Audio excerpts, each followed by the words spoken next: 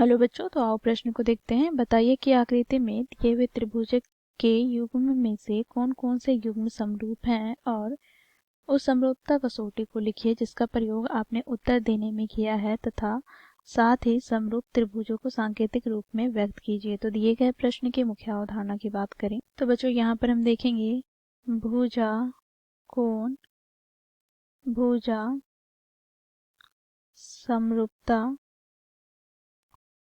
कसौटी, जिसे बच्चों हम SAS समरूपता कसौटी भी कहते हैं। तो देखो, यदि एक त्रिभुज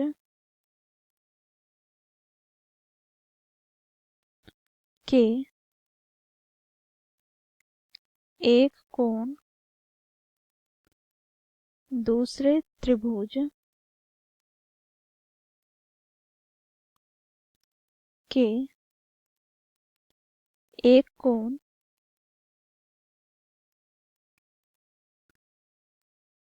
के बराबर हो तथा इन दोनों संगत कोणों को बनाने वाली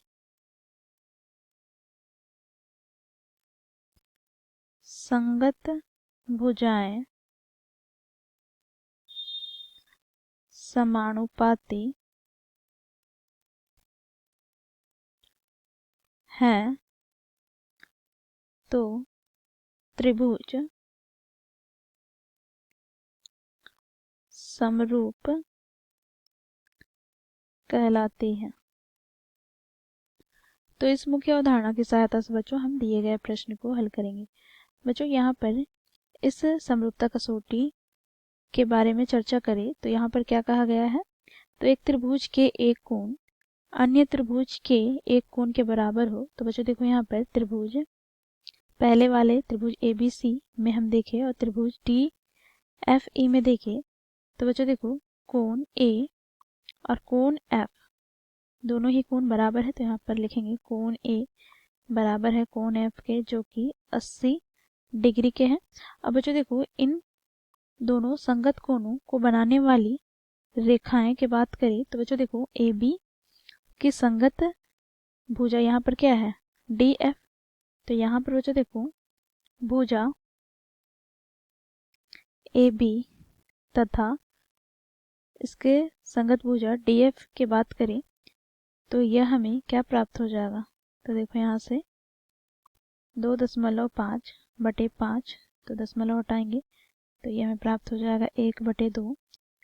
यहाँ पर हम अन्य भुजा की बात करें तो AC है, जो कि हमें इसका लंबाई नहीं दिया हुआ है, परंतु बच्चों देखो EF हमें दिया गया है 6 इकाई। बच्चों देखो, यहाँ पर सिर्फ हमें इस त्रिभुज में एक कोण प्राप्त हुए जो कि बराबर है, परंतु बच्चों देखो, इन कोणों को जो रेखाएं अर्थात जो भुजाएं बनाती है वह भुजाओं का अनुपातिक रूप हमें बराबर प्राप्त नहीं हो रहा है, क्योंकि बच्चों AC का मान नहीं दिया हुआ है। तो यहाँ से हम कहेंगे यह दिया गया त्रिभुज